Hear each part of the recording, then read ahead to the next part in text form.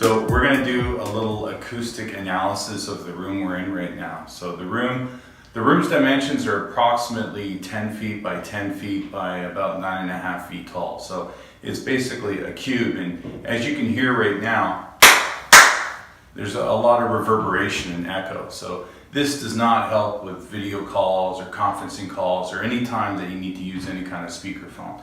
So just direct your attention down here. I've got just a very simple free app called the APM tool, and it's Acoustical Parameters Measurement Tool, it's called. It's a free app that you can download on Android and iOS.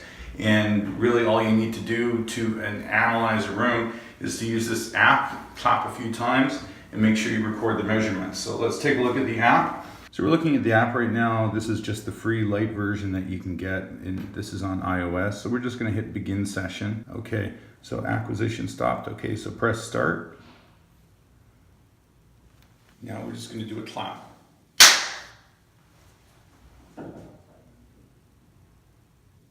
So now I'm gonna move to another position and do another clap.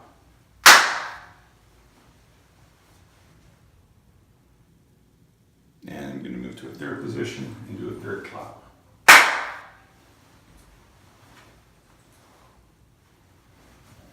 Okay, so you can see right here, this is what it's giving our measurements. So down here, we've got our frequency in hertz. So there's 250, so that's a very low note.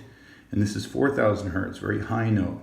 So what this is telling us is that on the left-hand side here is your what's called return time. So the amount of time it takes for the sound of the echo to go from the microphone back to the microphone again.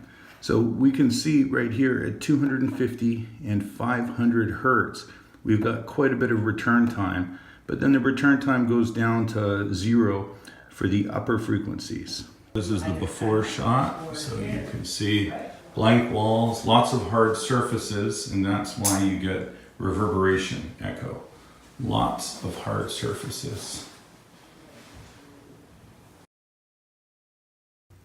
Okay, so you can probably hear by the lack of reverberation or echo in my voice that the panels are now complete. So you can see we've got a couple on this wall, we've got 5 across the back wall, another 2 behind the cameraman, and another 3 over the main desk area.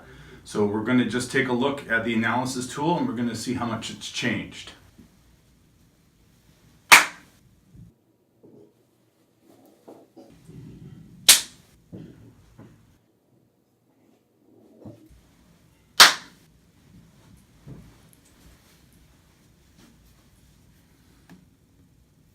Okay. So you can see right here by the readings, we've completely flattened everything out, except we still have this reverberant echo at 250 hertz. Now in order to deal with that echo, we're going to need a panel that is going to be 3 inches thick, and today we're using panels that are 2 inches thick. Let's have another look at the room after the treatment is complete. So as you come in, we've got a couple panels there. Got 5 panels across the back. There are 2 panels on the right wall, and above the desk we've got another 3 panels. So you notice that these panels are a little bit high. The reason is the desk is a motorized desk. It goes up and down, so we need that for clearance.